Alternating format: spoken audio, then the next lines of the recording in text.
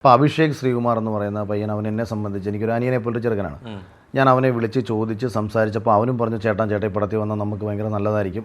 അങ്ങനെയൊക്കെ ഞാൻ പോകുമ്പോൾ അഭിഷേകും അത് പറഞ്ഞിട്ടുണ്ട്. അഭിഷേക് റീസെൻ്റായിട്ട് അഭിഷേക് തന്നെ പറഞ്ഞിട്ടുണ്ട്.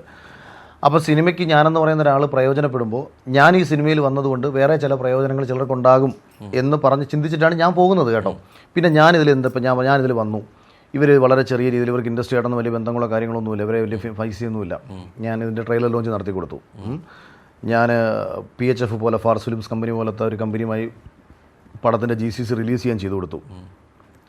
100 ഫ്ലെക്സുകൾ കേരളത്തിൽ ഞാൻ എൻ്റെ ചിലവിൽ വെച്ചതിൽ 50 എണ്ണം ഞാനും സെറീനയും കൂടെ പൈസ മുടക്കി വെച്ചു. മൊത്തം 100-ലധികം ഫ്ലെക്സുകൾ ഞാൻ വെച്ചു, എൻ്റെ സുഹൃത്തുക്കളും മറ്റുമൊക്കെ ആയിട്ട് ചേർന്നിട്ട്.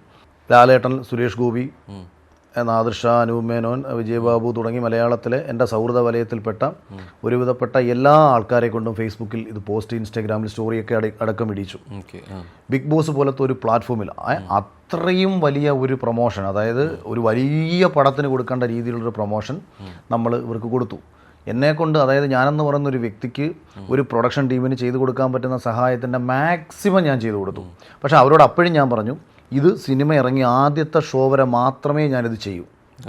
ആദ്യത്തെ ഷോ വരെ നിങ്ങൾക്ക്. അപ്പോൾ ഇവർക്ക് 100% ഇവരുടെ കഥയിലും സബ്ജക്റ്റിലും എല്ലാം ഇവർ ഭയങ്കര കോൺഫിഡൻ്റ് ആണ്. ഇവർക്ക് അതിലൊന്നും ഒരു പ്രശ്നങ്ങളുമില്ല. എനിക്ക് ഒരുപാട് അഭിപ്രായ വ്യത്യാസങ്ങൾ ഉണ്ടായിട്ടുണ്ട്. ഞാനിത് പലപ്പോഴായിട്ട് പറഞ്ഞിട്ടുണ്ട്.